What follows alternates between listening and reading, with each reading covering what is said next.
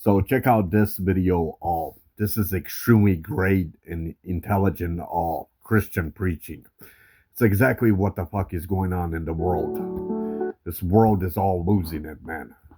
Especially when these wars began. Hold on, why isn't it playing it? Listen to me closely. We are living in a time where everything feels unstable.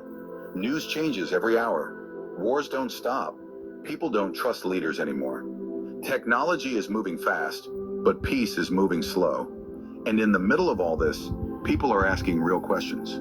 Is there hope? Is faith still real? Does God still have control? Paul answers all of this in 1 Corinthians chapter 15.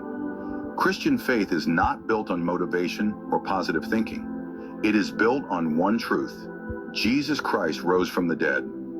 Paul says this is the message we received. Also, I came back. I died quite a few times, 5 times that at least that I know it, and came back to life. And I could have been killed many more times, and came resurrected. Came back to life.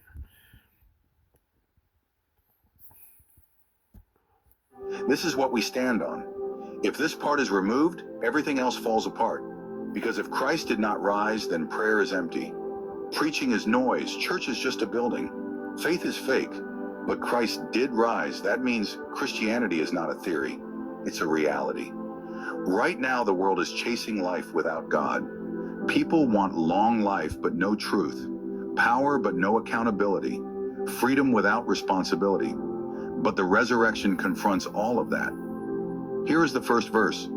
But now Christ is risen from the dead and has become the first fruits of those who have fallen asleep. 1 Corinthians 15 verse 20.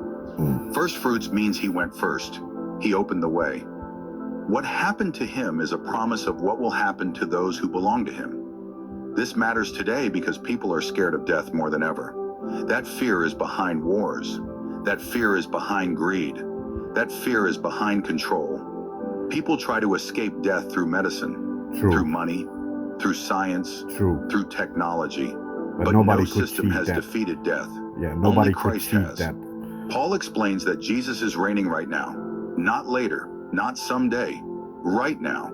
Even when it looks like evil is winning, even when injustice is loud, even when truth is mocked, Christ is still reigning. And Paul says something shocking. Jesus will remain in authority until every enemy is defeated.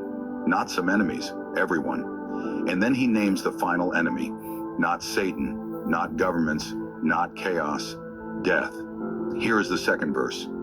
The last enemy that will be destroyed is death. 1 Corinthians 15 verse 26. This is powerful because everything we see happening in the world today is connected to fear of death. Nations threatening nations. People desperate to be remembered. Systems trying to control the future. But death already has an expiration date. That's why believers don't lose hope when the world shakes. We grieve, yes. We struggle, yes. But we don't collapse. Because our future is not decided by headlines. It's decided by a risen Christ. This resurrection is not just about heaven later. It changes how we live now. It tells us suffering is temporary.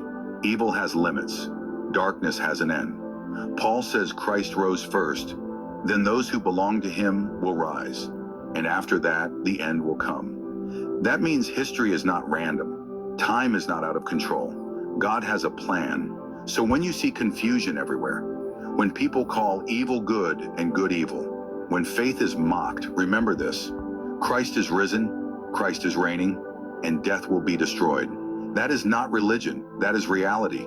And that is why, even right now, we still have hope. Yeah, that's exactly facts, man. That is extremely smart preaching. Oh, that is exactly facts.